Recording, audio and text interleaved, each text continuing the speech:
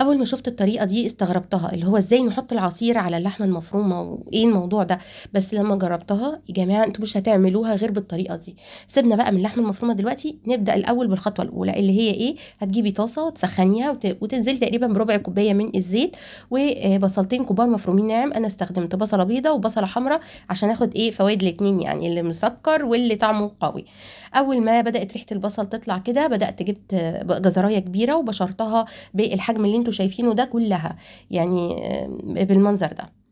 هقلب الجزر مع البصل لغايه ما الماده الدهنيه اللي انت مستخدمينها تاخد لون كهرماني كده، اللي هو اللون بتاع الكركم، بس انت مش حاطه كركم.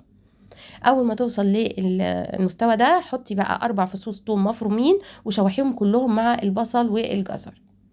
شويه كده انزلي بقى معلقه صغيره من الملح، معلقه صغيره من الزعتر، ومعلقه كبيره من البابريكا، ومعلقه صغيره من الفلفل الاسود. وشوحي الكلام ده كله مع بعضه دقيقة كده أو دقيقتين، ياخدوا ويدوا مع بعض. وبعد كده هاتي كل الكلام ده على جنب بالمنظر ده، بحيث ان المادة الدهنية تبقى هي بس اللي موجودة في نص الطاسة. وانزلي بنص كيلو من اللحمة المفرومة وبططيه كده بحيث ياخد صدمة من حرارة الطاسة. زي ما انتوا شايفين الحاجات بتشكشك معايا، انا مش مستخدمة درجة حرارة واطية، انا مستخدمة درجة حرارة عالية علشان اللحمة المفرومة ما تنزلش ميتها.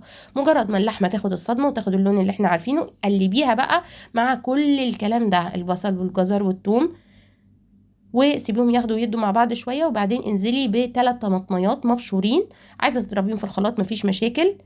دول 3 طماطميات كبار، لو الحجم اللي انت بتستخدميه صغير استخدمي 4. دلوقتي بقى هجيب علبه كامله من عصير العنب. الوصفه الاساسيه بصراحه استغفر الله العظيم يعني بيستخدموا النبيذ او الواين. طبعا احنا هنستبدل بالبديل الحلال اللي هو العصير العنب. استخدمت كيس كامل من معجون الطماطم، ولو المعجون بتاعك خفيف استخدمي كيسين. التكايه هنا بقى ربع كوبايه من الخل الابيض، ربع كوبايه كامله، ومكعب مرقه لحمه يكون مفروم. قلبي الكلام ده كله مع بعضه وسيبيهم يشكشكوا دقيقه دقيقتين كده، وفي الاخر انزلي بمكعب من الزبده. انا حسيت ان هي محتاجه بابريكا تاني فحطيت معلقه كبيره من البابريكا، وحطيت معلقه كبيره من بودره البصل. قلبت الكلام ده كله مع بعضه. هنا بقى بتوطي النار تمام وتسيبيها لمده ساعه، ساعه ونص على النار جنبك الكتل او الميه المغليه. كل شويه تزوديها لغايه ايه ما تلاقيها بقت بالمنظر ده، الخضار كله اختفى. شايفين بقت بالمنظر ده. طب اللحمه المفرومه دي هناكلها ازاي؟ هتجيبي المخلل، هتجيبي طبق الشيبسي، وتجيبي الكوبايه اللي فيها التلج، وتحطي العصير المفضل ليكي او الحاجه الساقعه اللي انت بتحبيها.